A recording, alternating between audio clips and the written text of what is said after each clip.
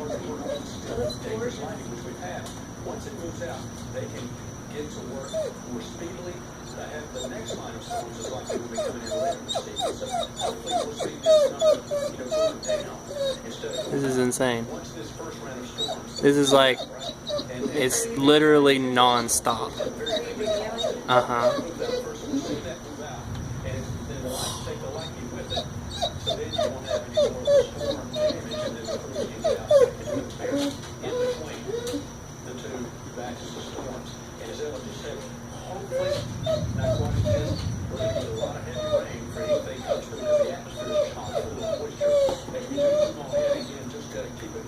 Right outside my back door.